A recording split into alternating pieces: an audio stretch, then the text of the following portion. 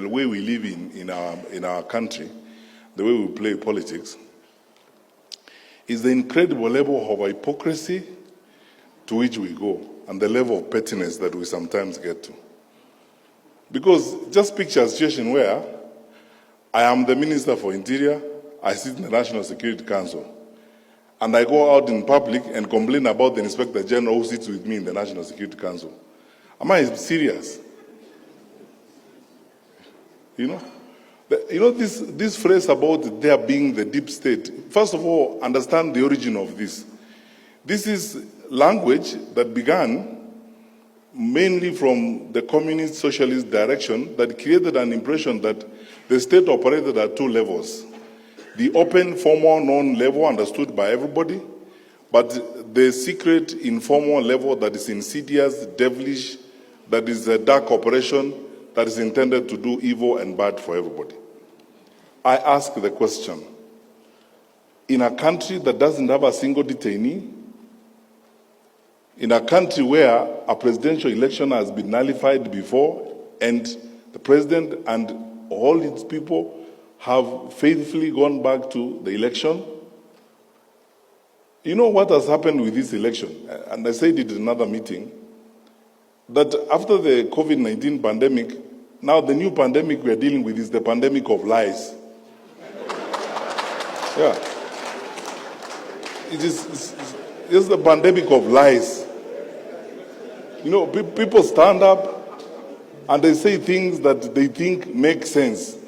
You know, I've been looking at politicians, and fortunately I have the opportunity of having served in cabinet. I know how a budget is drawn, and I know how much money we have in our resources to draw a budget.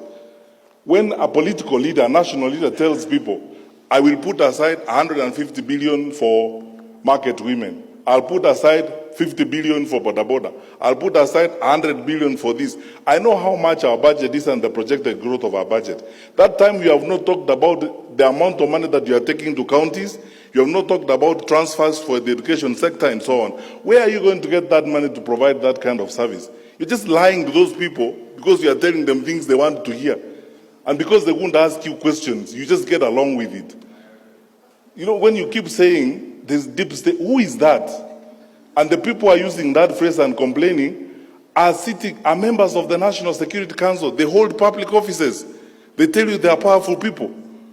So who is that? You know, this facade and stories that are being coined and being bandied around, just so that people create excuses and they camouflage around things that don't exist to survive, or create excuses and pathways of lying and carrying the public along with them. I want to ask you as church ministers, I am your son, and as a public servant, we have a country to serve. Let us not be victims of some of these lies that you keep hearing around. But things that just don't make sense even to a fool. How will you tell people? Yeah. How will you stand up? I'm asking you. How, Bishop, how will you stand up in public and tell me, who is that? And then you don't even have the courage enough to take a decision and say, okay, because I don't agree with the Attorney General and all these people, me, I'm not going to be party to you. In the morning, you speak like government. In the afternoon, you speak like opposition. You see, the question, let's be honest. You see, the total annihilation of common sense and betrayal of common sense in the political practice in this country is shocking. When you tell people about there being who is that? What is that deep state? The Inspector General who seated here? We have passed a constitution that requires us, it's in black and white. You know, even me, if I have to give directions to the Inspector General, the law requires that I put it in writing. And since I became Minister for Interior, I told the nation the other day, I've written 2 such letters, one to Boynet and one to him, to provide policy guidance. And even before I send it, I asked the Attorney General, does it pass muster? The Attorney General says, under the law, you can't do this. So, stop here, let us proceed. Now, how can you turn around in a country of the amount of freedom that we have? Nairobi For your record, Bishop, what is happening here, and I will speak about it bluntly, and let me make this revelation to you. The Inspector General, the PS, and myself have been under pressure by some quangles and all manner of thieves that we should import police uniform. Listen to me very carefully. We will not import police uniform. Go and write another 10 headlines. We will not import police uniform from any country. We have to promote the local textile industry. Buy Kenya, build Kenya. How are we going to support our cotton farmers? How are we going to support our manufacturers and create jobs in our country? You know, this monkey business that has been going on for a period of time, we go to some shadowy corners and agree to import police uniform from some places and create excuses that, isn't it simply outrageous that someone is saying we don't have material in Kenya with the kind of textile sector that we have? So why would the government put budget resources to revive Rivertex and provide jobs in Eldoret? Then we proceed like fools the following day to import police uniforms from Turkey or from China or from wherever. We have already paid. We are making uniform for our police. And take it to the bank from me. We will not import uniform. No amount of pressure, manipulation, or anything will change that position. That style of life has come to an end in Kenya. It has come to an end. And no one is going to live that way.